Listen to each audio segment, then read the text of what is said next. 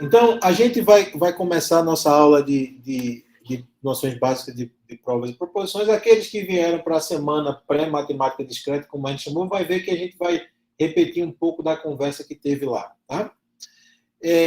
Então, o que a gente vai comentar hoje tem uma história muito longa. Tá? Os gregos antigos eles já estavam preocupados com como é que você organiza o pensamento. Imagina que naquela época as pessoas estavam construindo ainda o conhecimento. Então, as pessoas têm que ter uma maneira legal de você, e precisa de você poder discutir uns com os outros, tá? Para não ser enganado e etc. Né?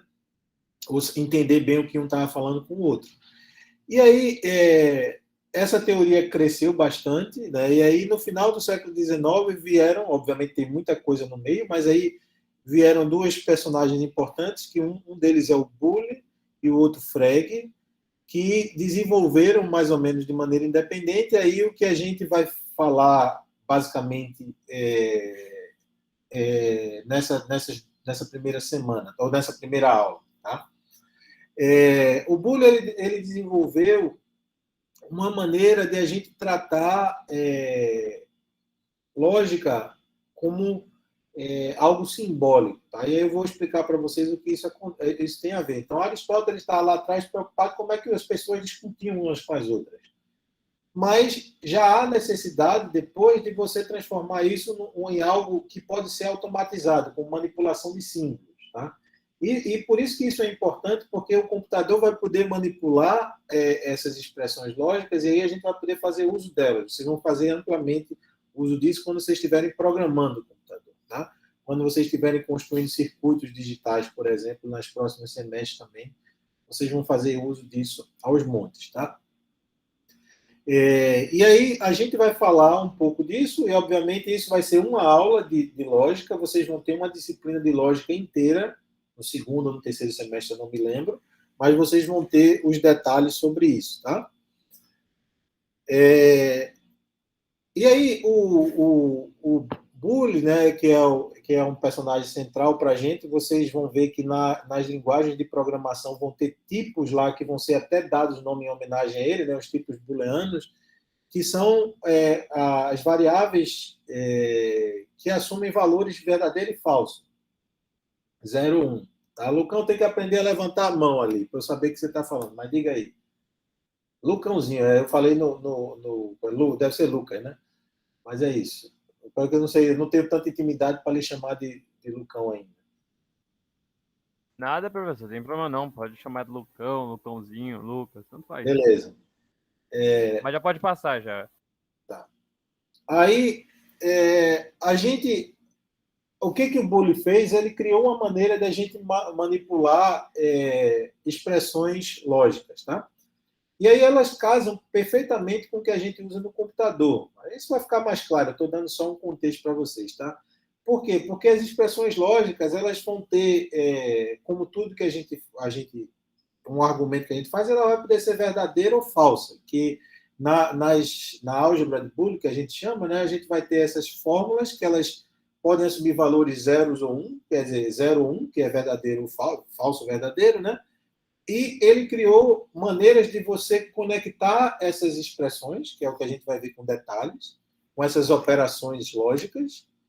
E aí, essa teoria que ele criou, com essa álgebra que ele diz, né, que ele criou com as expressões e a maneira de combinar elas, é o que é hoje a base dos circuitos lógicos que a gente usa. É a base, por exemplo, para argumentos de teoria de conjuntos também. Tá? Então, assim, foi um personagem bastante importante.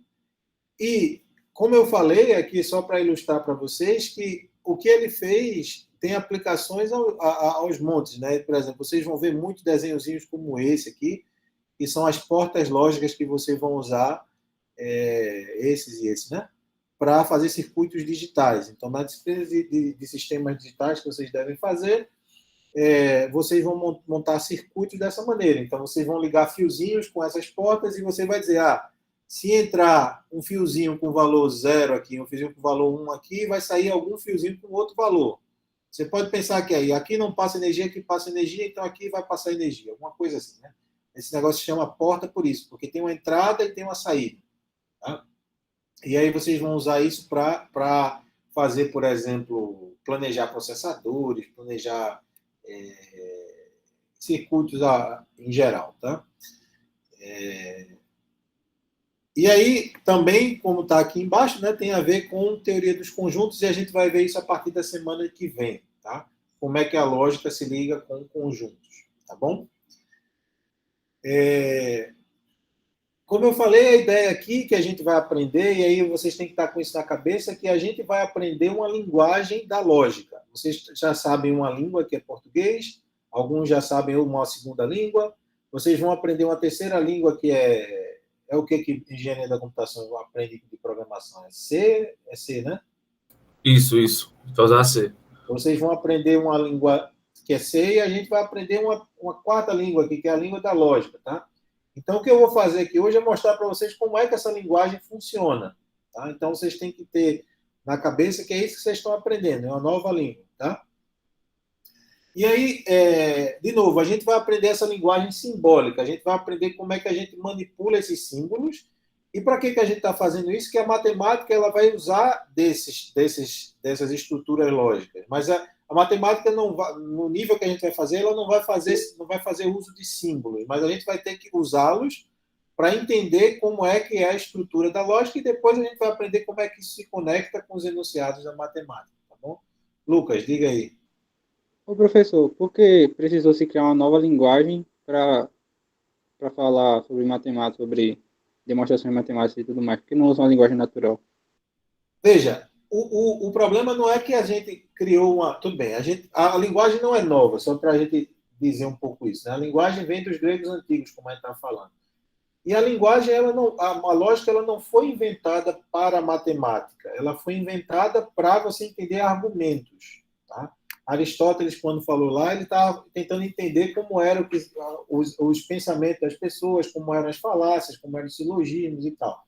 Então, o que a lógica nos traz é uma maneira de você raciocinar de maneira precisa. Tá? Porque se você não fizer isso, a nossa linguagem é muito dúbia. Tá? A nossa linguagem, a maneira com que a gente fala, a gente pode trazer sentidos diferentes para uma mesma frase, dependendo se você coloca uma vírgula ou não, se você bota um i, se você bota um ou. Ou eu vou para um canto, ou eu faço matemática discreta, ou eu faço cálculo.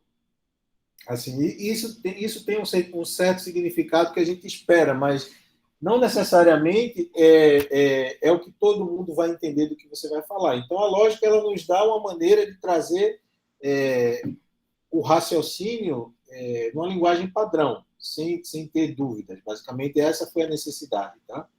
Porque, de novo, a nossa linguagem ela não é precisa. Então, a gente precisa a gente tem que se livrar dessas maneiras dúbias de falar sobre objetos, até porque, e aí trazendo para a computação, porque isso foi depois de muito tempo, os computadores não têm raciocínio. Então, a gente precisa de uma maneira padrão, e aqui nesse caso, que liga com o nosso slide que a gente está, que vai ser uma linguagem simbólica para manipular fatos sobre um determinado objeto que a gente está falando. Tá? E aí o computador, ele, em princípio, ele não pensa. A gente está tentando fazer ele pensar ainda com inteligência artificial e etc. Mas ele não pensa, ele manipula zeros e uns. Então, como é que a gente faz o computador poder processar algo? Né? Então, a linguagem da lógica é a linguagem conveniente para isso. Tá? Porque é uma linguagem padronizada que modela o nosso pensamento. Basicamente é isso a resposta. Tá? Tá bem, obrigado.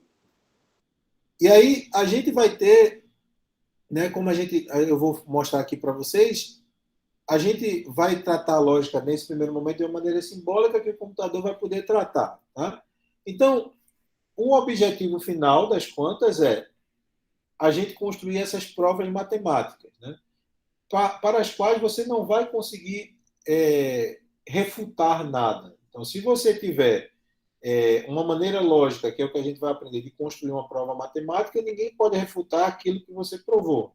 Se forem cumpridas as hipóteses do que você está tratando e a sua prova estiver correta, ninguém vai poder dizer que aquilo não é verdade. Por isso que o teorema de Pitágoras está aí até hoje, dentre outros. Tá? Não tem como alguém dizer que aquilo é falso. tá bom? Ainda tem gente discutindo se a Terra é redonda ou se a Terra é plana ou não, mas assim, que isso aí já está demonstrado também, mas aí é a falta de informação, tá? Mas o Teorema de Pitágoras eu imagino que ninguém vai discutir, tá bom? E aí, para a gente começar a estudar um pouco a disciplina, essa parte da lógica, a gente precisa entender o que é uma proposição, porque tudo que a gente vai provar é uma proposição na linguagem da lógica. Então, vamos entender o que é isso, tá? Aí, Arthur me pergunta se eu indico algum livro clássico de lógica. Eu vou dizer para você, no estágio que a gente está, não, tá? Eu preferiria que vocês entendessem o básico. O que a gente vai estudar de lógica é uma semana. Tá? Na disciplina de lógica, mesmo, no segundo semestre, o professor de lógica ou a professora de lógica, quem for da lógica lá, vai ser uma pessoa que pode lhe indicar livros clássicos de lógica. Tá? Assim, eu nem sou capaz de fazer isso, porque eu não sou uma pessoa que lê livros clássicos de lógica. Tá? E isso aí vai estar muito fora do nosso escopo da disciplina. Tá? Então, está muito fora do nosso escopo.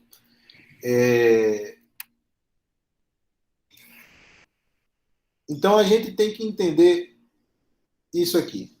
Tá? O que é proposição? Tá? Veja, uma coisa que eu...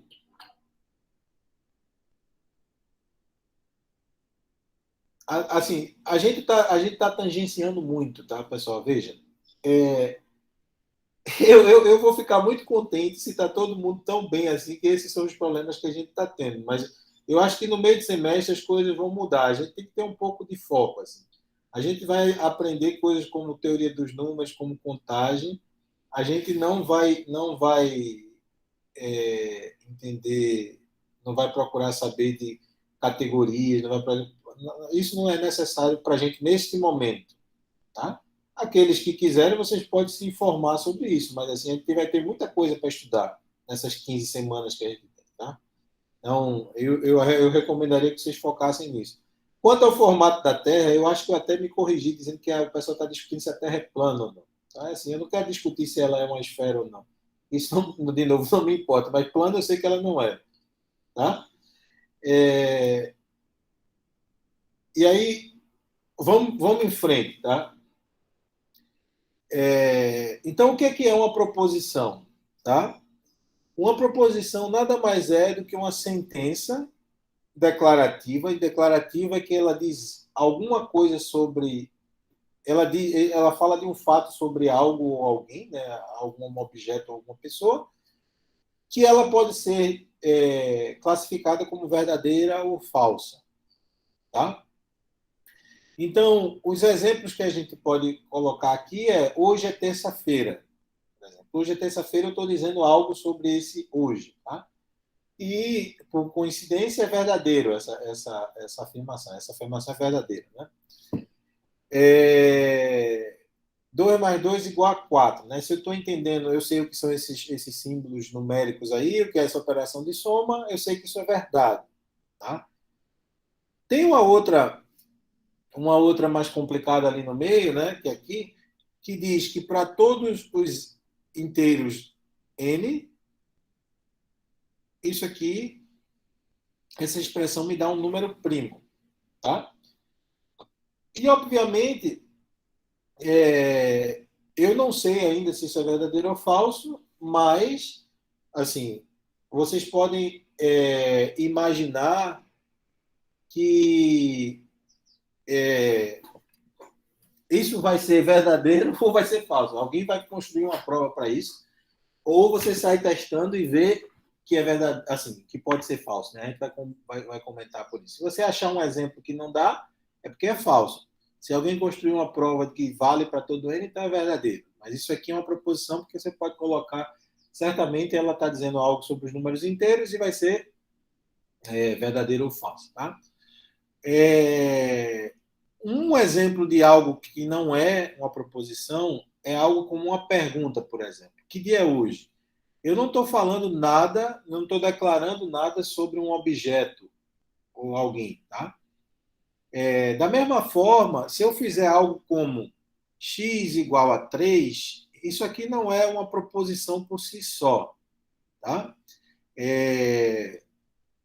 Porque, assim, eu não consigo avaliar se isso aqui é verdadeiro ou falso, se eu não sei nada sobre X. Se você só me diz isso aqui, isso não é uma proposição, porque eu não sei se isso aqui é verdadeiro ou falso. Tá bom? Então, a gente vai se concentrar em coisas que são proposições, porque são elas que a gente pode provar, ou que a gente pode estudar com a lógica que a gente está vendo aqui. Tá? Então, é importante a gente saber reconhecer o que é uma proposição e o que é que não é. Tá bom? Aí, dado que você tem uma proposição,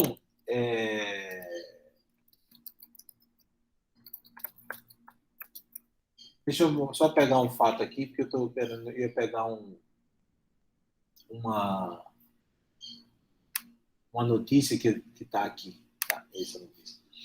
É assim, então, você já deve ter falado desses termos de teorema, né? A gente até já falou do teorema de Pitágoras, eu vi que apareceu o teorema de Fermat aí, assim, aquilo que está ali não tem nada a ver com o teorema de Fermat, mas Fermat tem mais de um teorema, aí você tem que dizer qual, mas se for o teorema de Fermat famoso, lá, né, o último teorema, não é ele que a gente está falando, tá?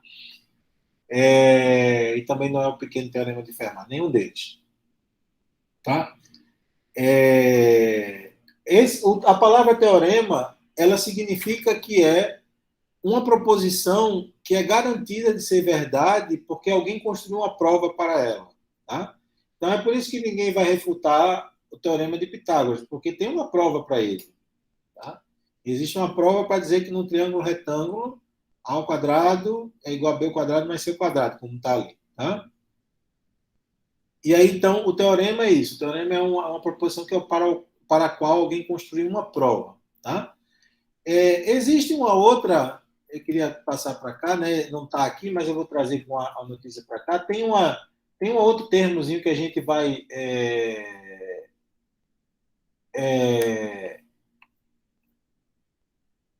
Tem um outro termozinho que a gente, às vezes, identifica por aí, né?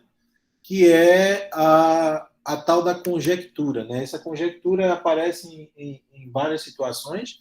Então, o termo conjectura ele tem a ver com um fato, uma proposição que alguém achou que era verdade, então ele botou lá, assim, essa é a proposição que eu acho que é verdade, mas ninguém construiu uma prova, nem achou um contra-exemplo para ela. Então, a gente ainda não sabe se ela é verdadeira ou falsa, mas está aí no limbo, né? E aí, essas proposições são chamadas de conjecturas, principalmente quando elas são fatos importantes. Aí eu trouxe para cá essa notícia, né, que 2 matemáticos ganharam esse prêmio de Novos Horizontes na Matemática pela prova de uma conjectura importante. Tá? Essa Zimmer's, eu não sei, conjectura de Zimmer. Tá? Essa, obviamente, não é uma das mais famosas. Tá? Essas não são das conjecturas mais famosas do mundo, mas para quem é especializado aí, assim, nem eu sou especializado nessa área, mas aí as pessoas especializadas na área de geometria conheceriam. Tá?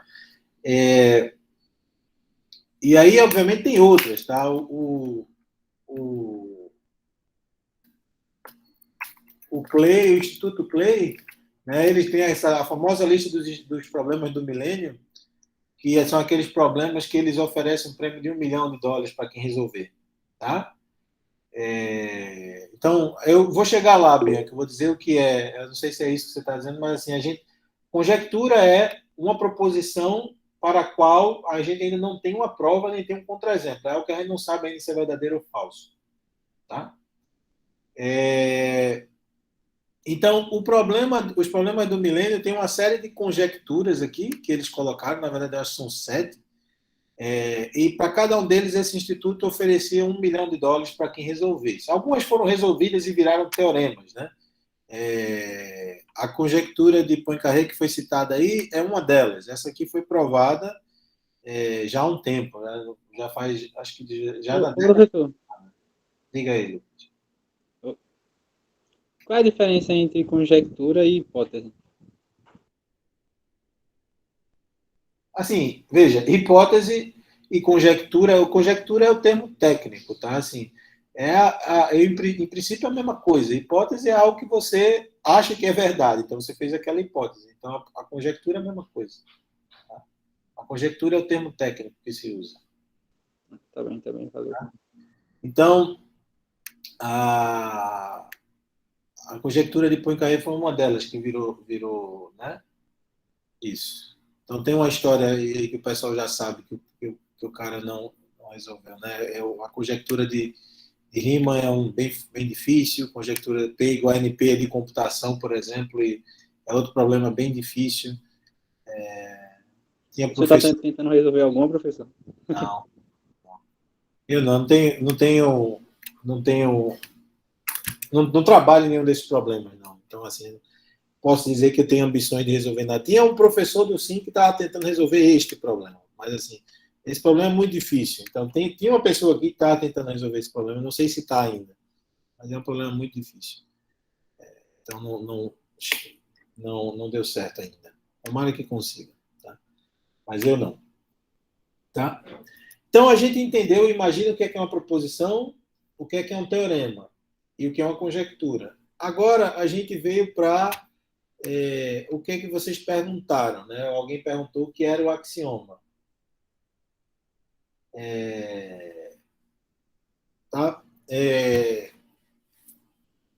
Alguém está falando ainda, eu estou vendo aqui, não. O lema, tá, vocês têm que, levantem a mão, tá? Assim, usem a mãozinha para poder saber o que vocês estão perguntando, senão fica difícil seguir, tá? Pedro perguntou, o lema é um teorema a partir do qual partem vários outros teoremas. Veja, na linguagem da matemática, o lema é algo que é uma proposição que já foi provada como teorema, mas é algo de menor importância. Então, comumente, você tem o lema como sendo uma parte da prova do teorema. Então, você prova primeiro o lema, que é uma coisa de menor importância, para depois você provar algo mais importante usando ele. Tá? Então, essa é a ideia. Tá? E depois tem mais um comentário com os problemas. Assim, os problemas vocês vão ter algum contato com, pelo menos o P igual a NP. Os outros eu não espero que vocês tenham muito contato no curso de computação. Tá? Mas, assim, para tentar pelo menos entender a questão, assim, vocês vão ainda precisar um pouquinho de mais bagagem. Tá?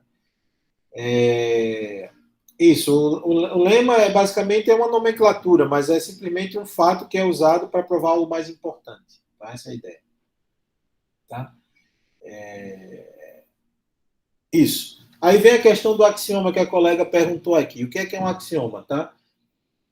É assim, veja, quando você vai começar a construir uma teoria, é feito quando você está jogando um jogo de tabuleiro. Assim. Um jogo de tabuleiro, você vai ter as regras que valem no jogo. Tá? As regras que valem no jogo, elas são apresentadas para você. Então, esses são como se fossem os axiomas. É o que você assume que é verdade para você poder construir a sua teoria. Tá? Então, na verdade, o começo de tudo são os axiomas. A gente está colocando aqui só em ordem lógica para a gente entender os conceitos. Né? Mas os axiomas é como se fossem as regras do jogo. O que você faz quando está jogando o jogo é seguir os axiomas para tentar chegar em situações diferentes, que é o que os matemáticos fazem. Os matemáticos eles pegam coisas que já foram feitas, quer dizer, os axiomas da teoria e outros fatos que já foram provados para construir novos. Tá? Então, a ideia é que, assim, os axiomas eles vão lhe dar o que é que você pode fazer na matemática, além da lógica. A lógica é tipo as regras também, tá? É um pouco difícil nessa analogia de jogo dizer para você, assim, talvez a diferença, mas a lógica é como se fosse um mecanismo de você, usando os axiomas, você criar os novos fatos. E os axiomas são a regra do mundo. É tipo, imagina que você, não sei se vocês leram, tipo, o Senhor dos Anéis ou algo parecido, né? É um mundo diferente. Então o cara vai explicar no começo que tem os humanos, tem os anões, tem os elfos, e é assim que funciona, e não sei o que. É como se ele estivesse dando para você como é que é o mundo. Então os axiomas são isso. E aí eu vou mostrar para vocês um exemplo do que são eles, tá? De como é que funciona. Tá? Um exemplo comum do axioma são os axiomas de Peano, por exemplo. Esse matemático ele criou uma teoria para os números naturais. Por quê? Porque, veja, os números naturais eles não são um objeto que você vê andando por aí pela rua. Tá? Você não sabe falar o que é que eles são. Tudo bem? Você nunca viu um andando por aí, um zero andando por ali, etc. Eles são um conceito. Tudo bem? Estão me seguindo aí? Então, para falar desses conceitos, a melhor coisa, ao invés de pensar no que é que eles são, abstratamente, se eles são feitos de ar, se eles são feitos de água, se Deus criou, se Deus não criou, esquece isso. O que é o axioma? Ele vai dizer assim, existem os números naturais e eles satisfazem isso que está aqui. Tá? Então, como é que eu defino os números naturais de Peano? O que são os números naturais? Ele diz assim, ó, o zero é um número natural. Existe alguma coisa que eu desenho ela dessa forma aqui.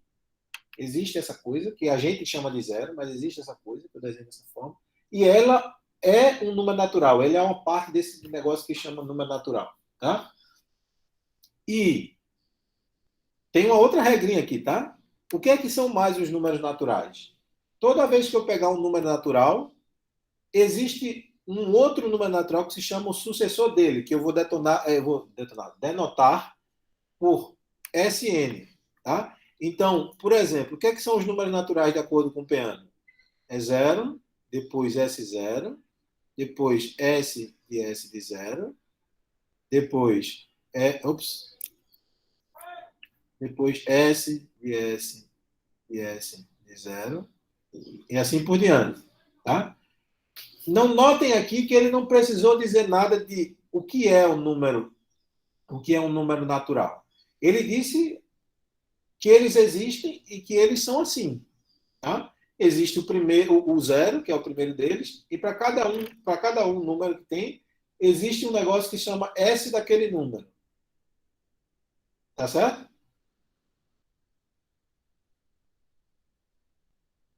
Isso, exatamente. Então o colega falou, então os números no princípio são símbolos e sua representação é apenas para conseguir manipular as operações. Tá? Então, como o colega está dizendo aqui, assim, quando você vai começar uma teoria nesse nível de abstração, você tem que dizer de onde começa, tá? Então começa aqui, aí depois o que é que os caras vão fazer? Eles vão dar nomes a esse aqui. Esse cara eu vou denotar para o 0, esse aqui vai ser o 1, esse aqui vai ser o 2, esse aqui vai ser o 3 e assim por diante, tá? Mas para os axiomas, o importante é essa existência desses números. E depois você vai introduzir como é que eu somo dois números desses. Qual é o resultado de eu fazer isso aqui? Aí você vai ter que definir a operação de soma, você vai botar uma notação para ela. Qual é o resultado de somar isso com isso? Como é que eu faço essa operação? Então, vai ter que ser definido depois. Né? Então, aqui não está todo o que você pode fazer com números naturais, mas é o princípio. Tá? Diga aí, Paulo. Paulo? É para eu ler o que está aqui, um axioma pode ser considerado uma noção primitiva. Como eu disse, é a regra do jogo, tá? Então, é de onde você começa a construir uma teoria, tá bom? Então, assim, é o que você assume como verdade antes de começar a trabalhar com qualquer coisa. Diga aí, Lucas. Os axiomas normalmente são óbvios, tipo, dá para entender sem precisar nada, ou às vezes eles não são tão óbvios assim? Às vezes eles não são tão óbvios assim. Depende do que você está falando. Assim, ele é óbvio porque você está acostumado a tratar com esse objeto que são esses números, mas assim, ele é óbvio porque você está vendo escrito dessa forma, mas para a pessoa ter que construir isso da primeira vez, eles não são tão óbvios. E quando você vai falar de objetos mais complicados, e cada vez que você vai para teorias mais abstratas, fica mais complicado. Algumas das coisas que o pessoal estava falando aí, categorias, teoria de conjuntos de maneira abstrata, que a gente não vai ver, fica mais complicado ainda. Tá? Então, por exemplo, eu vou comentar isso quando a gente vai falando de conjuntos. Teoria de conjuntos foi algo que, durante a história, para formalizar ela, não foi fácil. Foi uma coisa que demorou muito. E se você for ler, por exemplo, os axiomas da teoria de conjunto, é muito provável que você não entenda nada do que está sendo dito ali. Teve até uma coisa entre Frege, eu acho, e Russell, eu acho, que Husserl encontrou um paradoxo na teoria de Frege. Aí, tipo, Isso. Essas coisas acontecem aos montes, aconteceram, né? Não sei se hoje acontecem mais, mas aconteceram aos montes, tá? Mas, parece assim, uma coisa tão simples. isso, não são axiomas simples, assim, mas, assim, para nós aqui, vocês não estão achando simples porque é uma coisa que vocês estão habituados a ver, tá? E aí depois manipular esses axiomas não necessariamente são coisas fáceis. Na próxima aula, se der, eu vou trazer um exemplo aqui e para vocês verem que não é tão fácil manipular eles. Tá? Vamos lá, Jeff, diga aí. Eu tava, tá escrito, né? Parece até bem física, assim, para você fazer a velocidade, por exemplo, velocidade média, né? Precisa do referencial, né? Da situação inicial, da situação final. Alguns precisam de vetores, etc, né? Precisa, tipo, definir uma entrada, uma saída, por exemplo, para não ficar totalmente abstrato, no caso, né? Assim, eu não entendi muito bem a sua analogia, não, mas a física também, assim, quando ela é feita, principalmente agora, assim, mais recentemente, essas teorias mais modernas, você tem que definir coisas, e aí você vai, assim, as teorias também, elas partem de axiomas, num certo sentido. Você vai tentar dizer assim, é assim que as coisas, que a gente acha que as coisas funcionam, e se for assim, quais são as implicações disso? Tá? Então, isso acontece quando você está construindo uma teoria, você vai ter que partir de um determinado ponto, tá? E é como funciona, tá? Aí, agora vamos botar o pé no chão, porque vocês parecem, alguns estão bem informados aí e tal, com coisa, mas a gente tem que botar o pé no chão e aprender um pouco do básico, tá?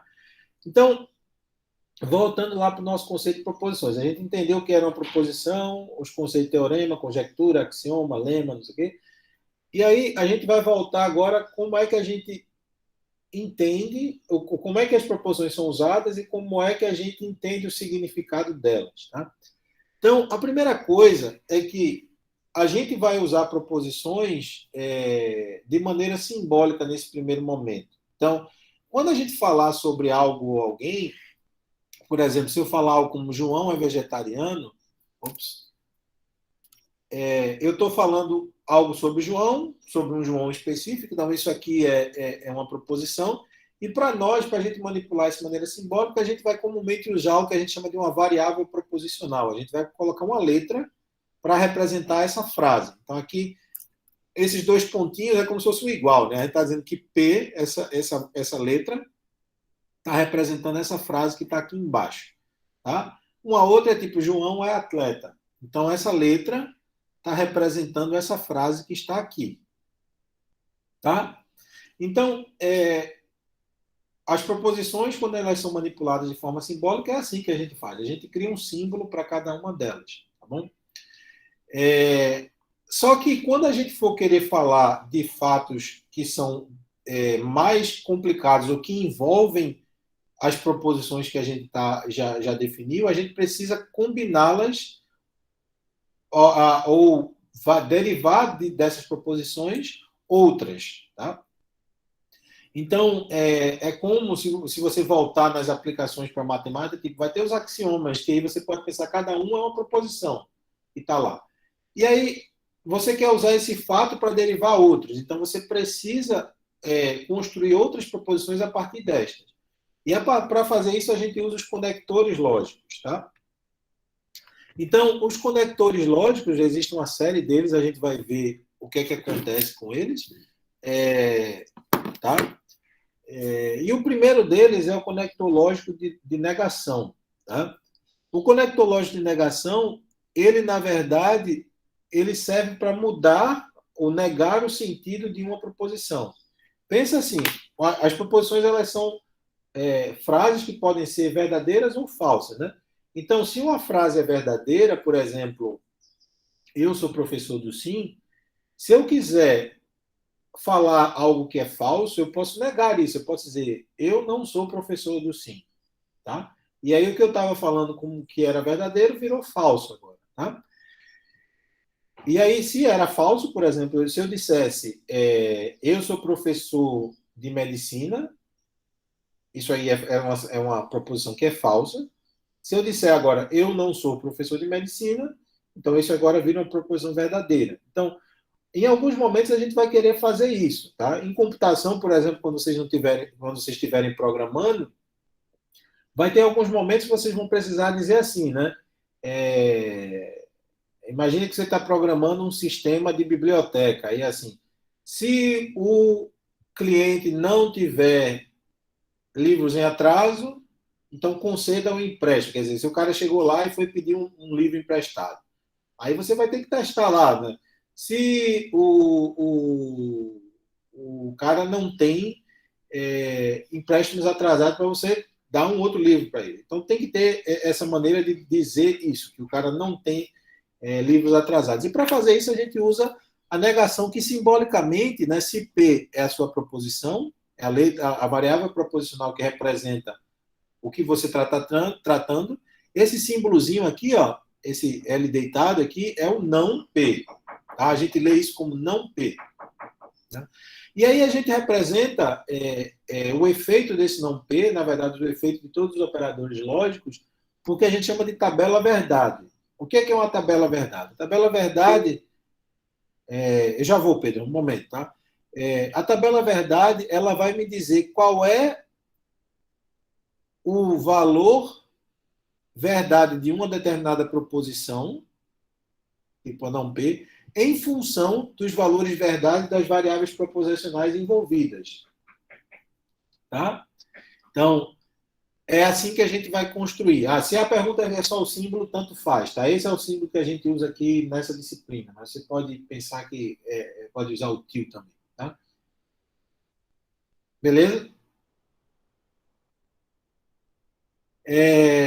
Então, de novo, uma tabela verdade vai me dizer qual é o valor verdade de uma determinada proposição em função das outras, das variáveis proposicionais que compõem ela. Então, aqui no não P só tem o P de variável proposicional, só tem a letra P aparecendo. Né? Então, essa letra P, a proposição P ela pode ser verdadeira ou falsa. E o que é que acontece em cada uma dessas situações? Veja que isso aqui ele está me denotando como se fossem mundos diferentes. Um mundo onde P é verdadeiro. Então, nesse mundo onde P é verdadeiro, o não P é falso. Nesse mundo onde o P é falso, o não P vira verdadeiro. Então, esse é o efeito. Tá? Eu estou destrinchando todos os mundos possíveis e qual seria o resultado para a proposição não P nesses mundos. Todo mundo entendeu isso aí? Sim, sim, sim. Aí, essa é uma maneira. Lembre-se que isso é uma linguagem, tá? Então, nessa lógica proposicional que a gente está vendo, a gente tem as proposições, que são as proposições que a gente chama de proposições atômicas, que são aquelas que são representadas por uma letra, porque você não pode quebrar ela em outras. Assim, no princípio, são essas proposições atômicas. E aí você vai usar essas proposições atômicas para construir outras. Então, a gente pode construir, por exemplo, a negação delas. Essa é uma maneira de construir a linguagem. Tá? Uma nova frase nessa linguagem, digamos assim, uma nova proposição. Tá? Uma outra maneira de a gente fazer isso é com o que a gente chama de um operador de disjunção. Tá? O operador de disjunção é o operador que tem o efeito do que está escrito aqui, tá?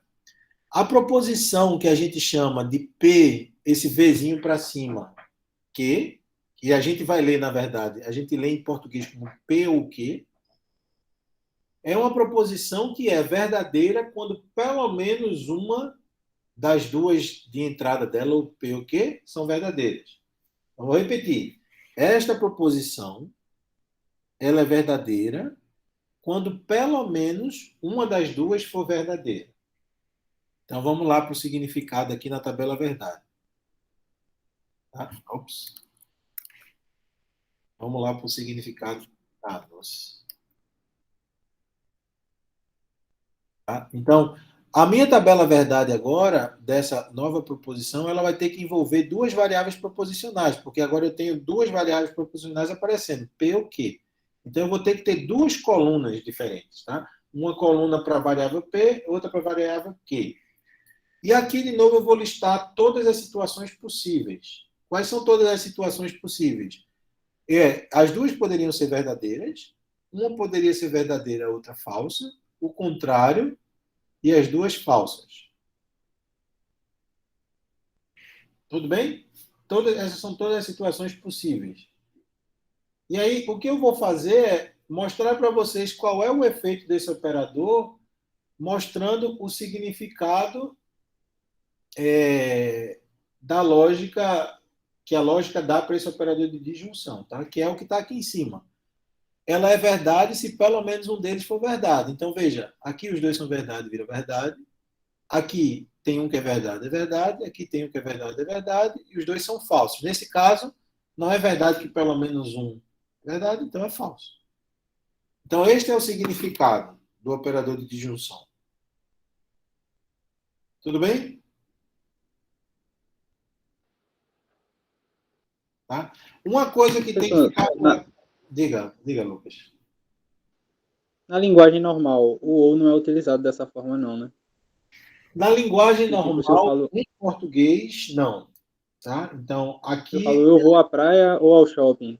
Isso é Isso. verdade se ou eu for à praia ou eu for ao shopping. Se eu for à praia e ao shopping ao mesmo tempo, isso nem é possível.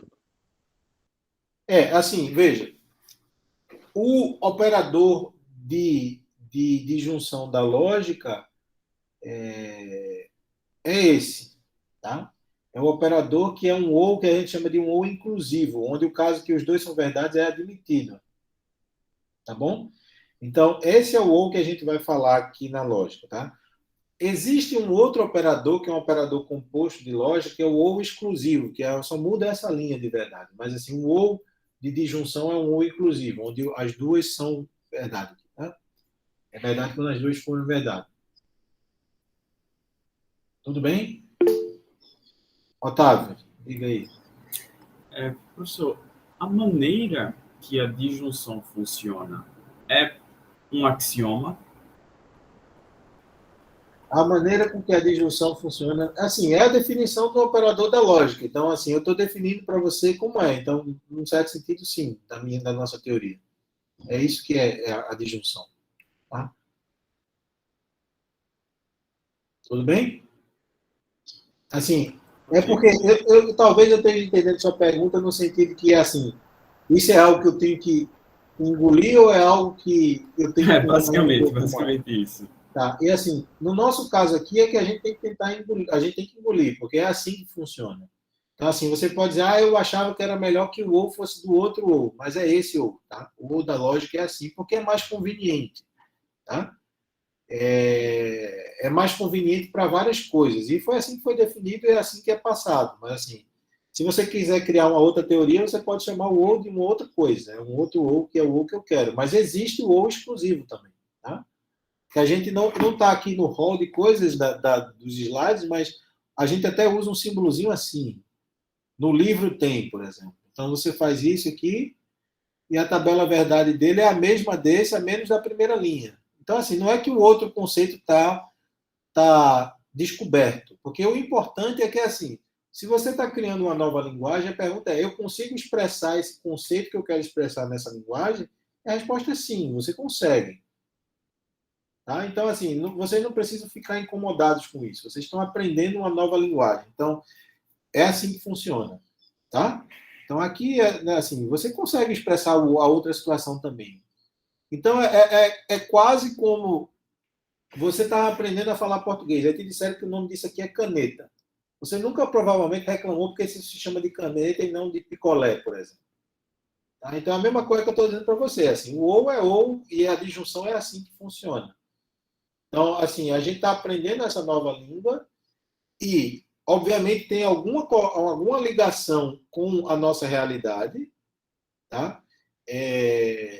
E como é que a gente usa isso na prática, mas, assim, a gente tem que entender que, para a lógica, o ou da disjunção é um ou inclusivo. O ou exclusivo, que é esse, se chama ou exclusivo mesmo,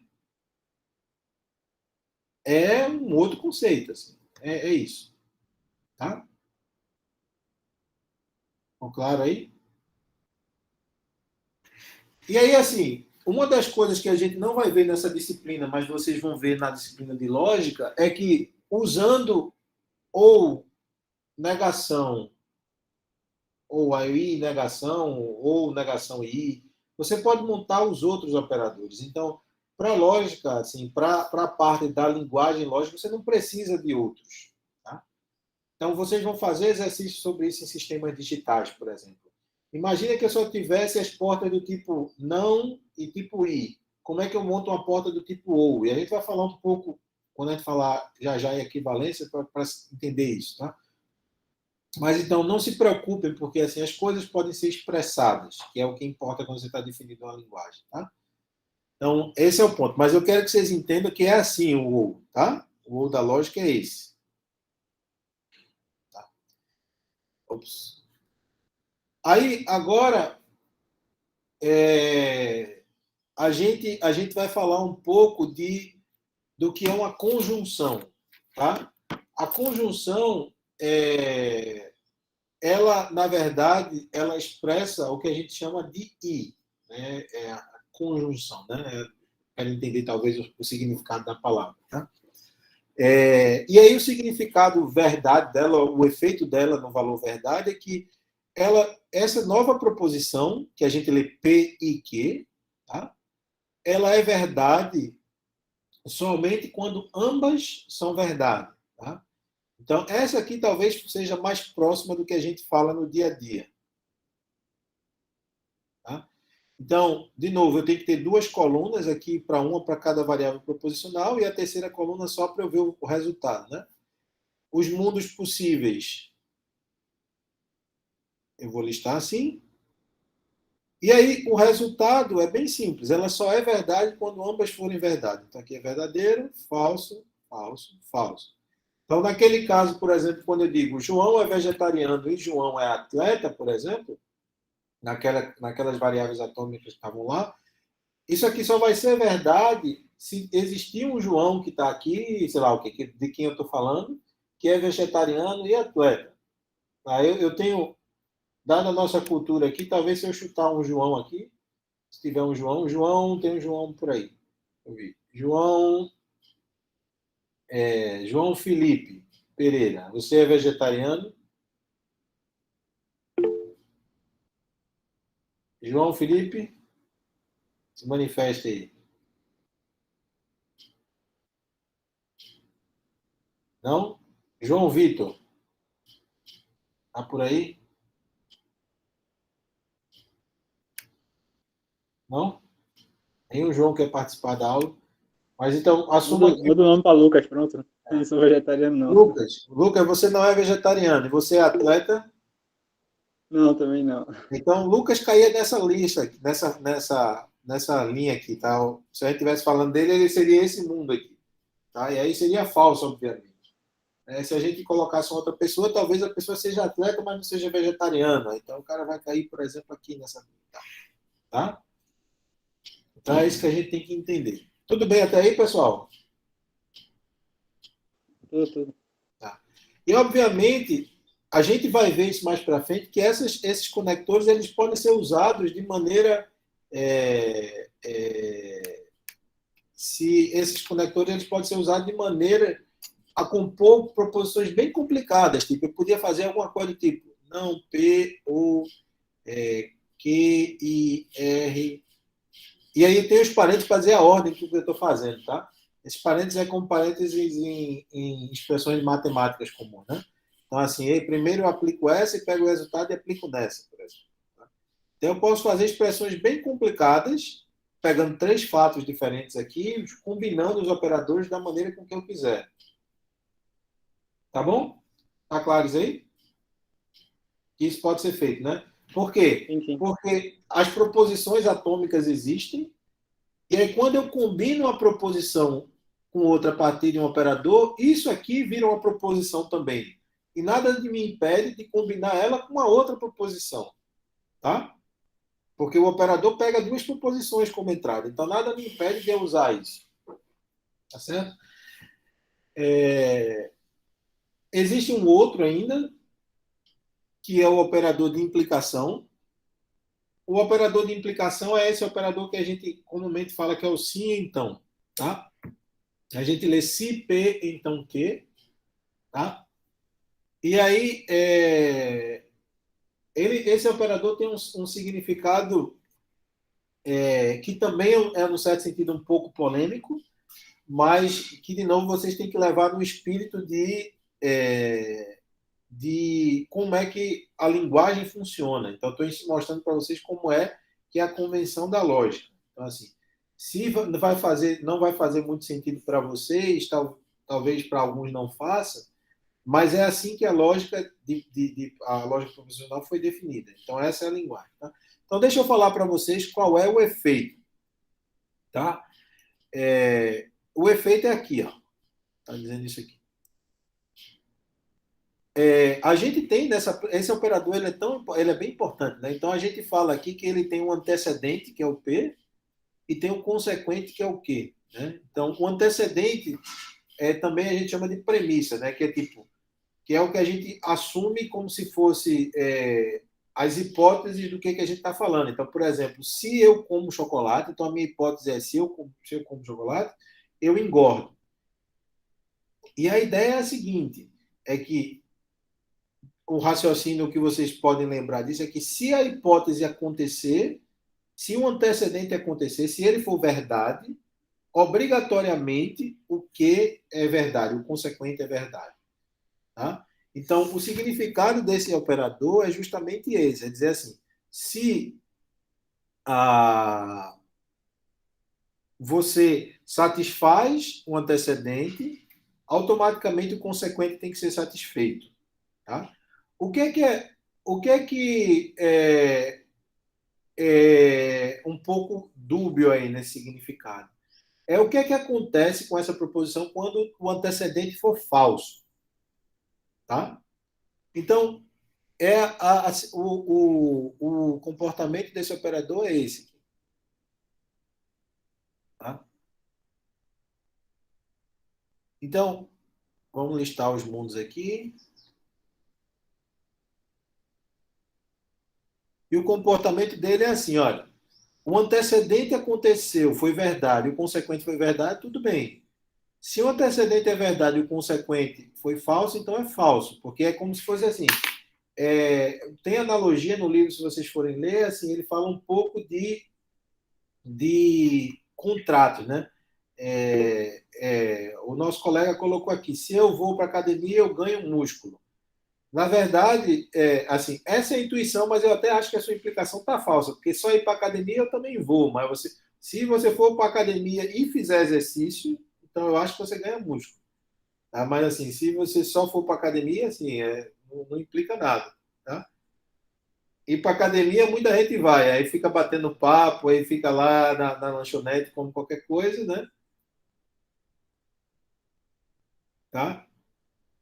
Então, brincadeiras à parte, mas essa é a ideia, tá? Então, a brincadeiras à parte é isso. Aí, a pergunta é, o que é que acontece com essa proposição? Porque isso é uma proposição, ela tem que ter um valor verdade. Então, na situação de que você não vai para a academia e ganha músculo, tá? Então, se você estiver aqui, ou até estiver aqui, se você não for para a academia e não ganha músculo. Então, o valor verdade, que é uma coisa um tanto polêmica aqui, é que ela é verdadeira nos dois casos. Tá? Por quê? Porque vocês têm que entender isso, se vocês quiserem dar um sentido a essa linguagem, é que eu só estou falando algo sobre a situação onde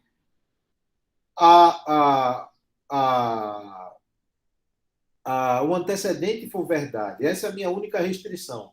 Essa sentença ela é feita para falar algo sobre quando o antecedente acontece.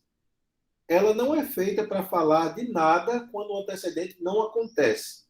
Tá? Então, o que está sendo mostrado nessa tabela verdade é justamente isso. Veja que o valor dela só muda quando o antecedente é verdadeiro. Tá? Então, quando o antecedente é falso, é como se eu não tivesse nem informação suficiente para dizer a resposta. Porque, assim, se você não for para academia, você pode ganhar músculo de alguma outra forma, fazendo exercício em casa, ou você pode não ganhar músculo e você não fez nada. Mas, assim, o sentido que eu quero que vocês entendam é esse. O sentido é o valor verdade dela, ela só se torna falso se o antecedente for verdadeiro e o consequente for falso. Porque é isso que não pode acontecer. Tá bom? Para essa proposição. Pedro perguntou, fica verdadeiro por padrão? É assim, é por padrão, mas por definição, mas é como se fosse isso. A minha proposição ela não é feita para falar sobre esse caso, tá entendendo? Essa proposição ela foi montada justamente para falar sobre o caso onde sobre quando acontece ou não o antecedente. Quando ele não acontecer, não importa. Por exemplo, eu vou voltar aqui um pouquinho. Tá? Esse negócio está dizendo assim. Deixa eu dizer um negócio assim, por exemplo. Eu vou escrever aqui. Se x é um número real, então x ao quadrado é maior ou igual que zero. Tudo bem com essa proposição que eu escrevi aí? Ou algo parecido com a proposição, assim. Vamos por enquanto, vamos ser tecnicamente certos, tá? Expoente par. Como é? Eu não entendi o que foi que você disse. Sim, verdadeiro. Expoente par. Tá. Então. Não, tudo bem. É uma coisa verdadeira, tá? Mas o meu ponto é o seguinte. O que é que acontece sobre essa proposição se x não... Eu vou até melhorar, tá? Vamos botar número real aqui. Vamos botar número inteiro. Só para eu mudar um pouco a conversa, tá? Então, continua sendo verdadeiro, imagino. Mas aí a pergunta é, eu posso pegar x como sendo um número inteiro e esse negócio vai funcionar. Agora, essa sentença ela não está dizendo nada sobre o caso quando x não é um número inteiro. Concorda?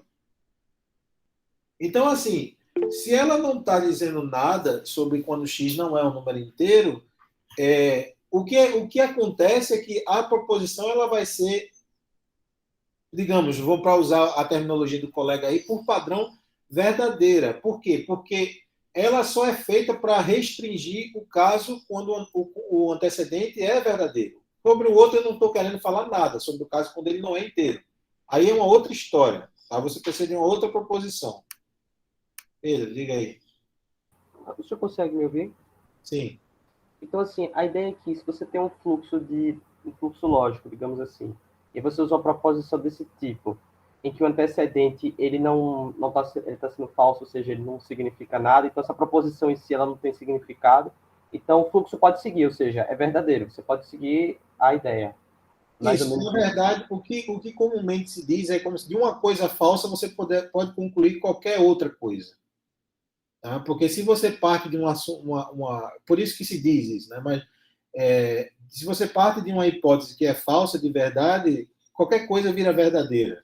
Então, assim, por isso que você tem que partir de hipóteses que são razoáveis. Então, essa é a ideia.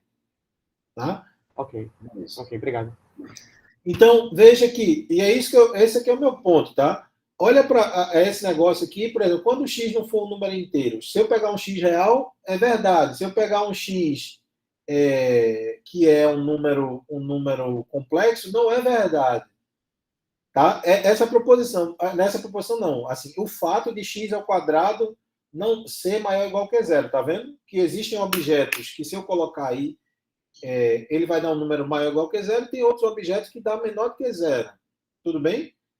Mas isso não está me dizendo que a proposição é falsa. Tá entendendo? Porque a proposição me diz simplesmente que se o x for um número inteiro, então isso acontece. Ela não está me dizendo nada sobre números complexos ou números reais. Ele está me dizendo algo sobre números inteiros.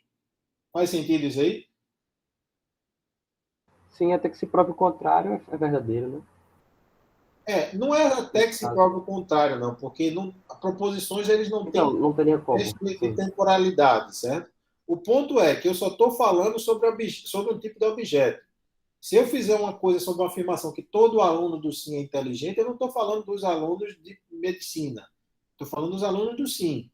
Então, se você vier com aluno de medicina, eu não estou querendo falar nada sobre os alunos de medicina. Esse é o ponto. Tá? A minha frase só fala sobre aqueles alunos do SIM. Tá? Então, é isso que vocês têm que entender. Eu estou falando sobre um determinado objeto, não estou falando sobre outras coisas. Então, não adianta querer botar outra coisa. Diga aí, Jeff. No caso, é uma expressão condicional que leva em conta a primeira proposição, né? No caso, a primeira proposição ser verdadeira ou falsa, seria a segunda estar condicionada à primeira, alguma coisa assim?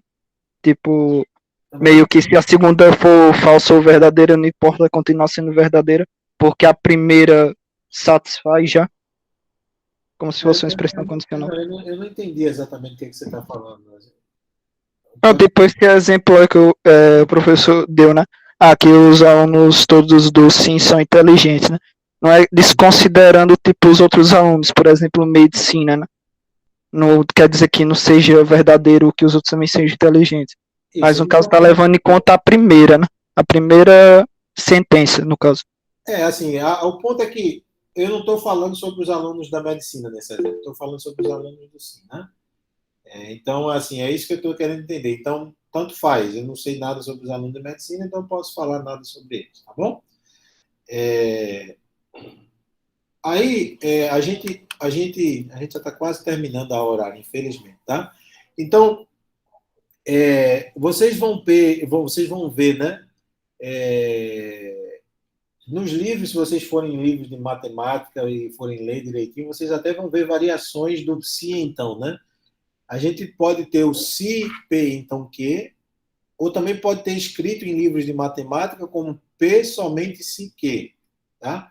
Então, é a mesma coisa, porque o que é que ele está dizendo, né? É que se o p acontece, então o que acontece? Tá? Não é isso que a gente aprendeu agora do sim, então?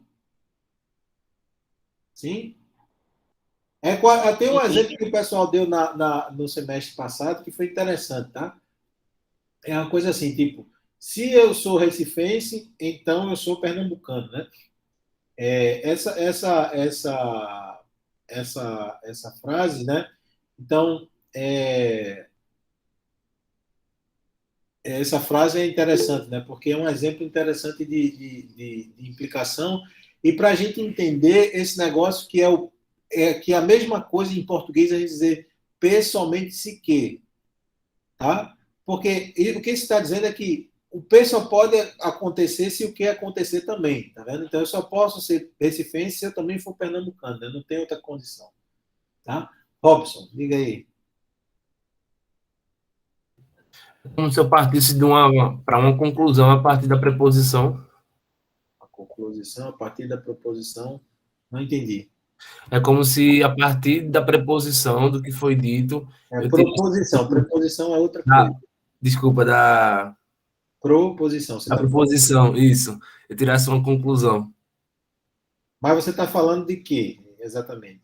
Nessa questão do se, então.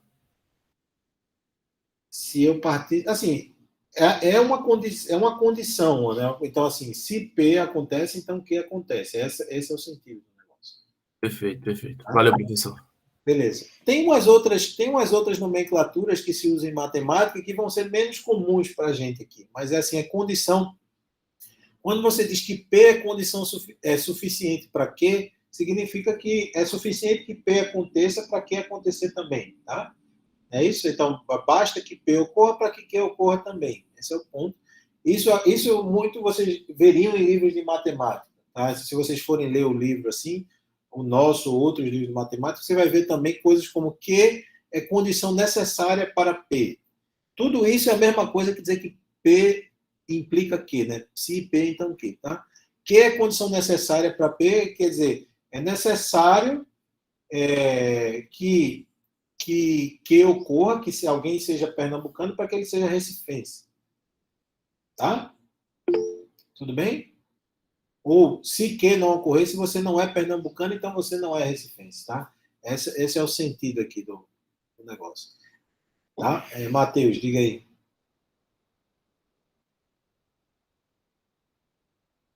A pergunta de Mateus, nesse caso, é P seria um subconjunto de Q? Veja, nós não estamos falando de conjunto. P e Q são proposições da lógica, mas para você ter uma ligação entre as duas coisas, certamente. Na verdade, a gente vai ver na próxima semana que as funções, os operadores lógicos são usados para definir conceitos de conjuntos. Tá? E tem uma ligação do que você está dizendo, mas não é subconjunto, porque não são conjuntos que a gente está tratando. Tá? É uma coisa que dá a ideia de subconjunto, porque você diz assim, olha, se P ocorre, imagina que aqui são todos os mundos possíveis. Tá? O mundo possível, eu estou dizendo todas as hipóteses. Imagina todas as possibilidades que o mundo podia acontecer. Tá? Se P implica Q, então em todo mundo onde P é verdade, Q é verdade também. Então, se você botasse assim, desenhasse aqui, são todos os lugares onde P é verdade, todos os mundos possíveis. Os mundos onde Q são verdade, teria que ser algo que engloba esse. Então, nesse sentido, seria um subconjunto, digamos. Mas não é que P é subconjunto de Q, porque essas coisas não são conjuntos, mas é assim, toda vez que um é verdade, o outro também é verdade. Tudo bem? Sim ou não, pessoal? Tá? Sim. Beleza. Vamos em frente aqui só para a gente terminar pelo menos os operadores lógicos, tá? Porque aí senão a gente vai atrasar um bocado. Então, tem um último operador, que eu acho que foi até mencionado aí no chat, que é o operador de si somente si. Tá? O operador de si somente si, ele é o operador que a gente chama de bicondicional ou biimplicação. Tá? Ele tem... ele está relacionado com o fato de você ter duas proposições que, quando uma acontece, a outra acontece e vice-versa. Tá? Assim, porque a implicação é uma acontece, a outra acontece obrigatoriamente. Que o colega até falou que é difícil, talvez, pensar num exemplo do si somente si, né? Mas, assim, você talvez tenha que pensar num exemplo... Assim, é fácil de pensar num exemplo numérico, não é difícil de pensar, eu acho. Não sei se você está tentando pensar no exemplo da vida, mas assim, a primeira coisa que me vem na cabeça é de exemplo de matemática mesmo. Tá? Por exemplo, e a gente vai fazer isso aos montes lá, por exemplo, x ao quadrado é par, seja x um número inteiro. Tá? Estou falando números inteiros. X ao quadrado é par, se somente se x é par. Isso é verdade. Tá? Por quê? O que é que isso está expressando? É que se esse for verdade, veja que são duas setinhas, né? Isso aqui é bem intuitivo. Se esse for verdade, basta que um seja verdade para que o outro seja verdade. Obviamente, se um é falso, o outro também é falso, né? Se x for par, x ao quadrado também é par, obviamente, né? 4 ao quadrado é 16, por exemplo. E se x ao quadrado é par, tipo 16, então o 4 é par também, tá? Então, as duas coisas são verdade. Esse operador, o significado dele é assim, né? Você tem P, você tem Q, e você tem P se somente se Q. Tiago está me dizendo, é o inverso do O exclusivo? Não, de forma nenhuma. Tá? Ou é? Peraí, deixa eu pensar. É o inverso do O exclusivo. É verdade, você está certo. Tá? É exatamente isso. Por quê? Porque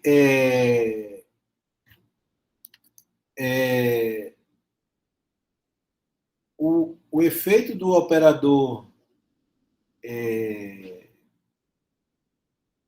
de implicação, né, ele é verdadeiro quando as duas proposições têm o mesmo valor verdade. Tá? Então, por exemplo, ela é verdadeira aqui, cadê minha cor? Verdadeiro aqui e falso caso contrário. Porque lembra de novo, são duas implicações, duas coisas têm que acontecer aqui. É que É como se você botasse se então para um lado e se então para o outro, os dois têm que ser verdade. Então, olha para a tabela do se então, né, da setinha. Né? Se você se lembrar dessa setinha do P implica Q, né? Não queria ter que desenhar de novo, mas vou desenhar aqui. Se você olhasse para isso, falso. Então aqui é verdade, falso, verdade, verdade. Então olha, se você tiver nessa linha, tanto P implica Q é verdade, quanto Q implica P vira verdade, porque verdadeiro implica verdadeiro, tá? Então ele vira verdade. Se você tem verdadeiro implica falso, P implica Q já é falso. Então ele vira falso. Se você tem FV, o Q implica P vai ser falso. Concorda que você vai ter verdadeiro implicando falso. Tudo bem? E, Tiago, só para deixar claro, não é inversa, é negação, né? Mas eu acho que você entendeu bem o que é. Mas é a negação do exclusivo. Tá? E aí tem falso, implica falso, vai ser sempre verdade.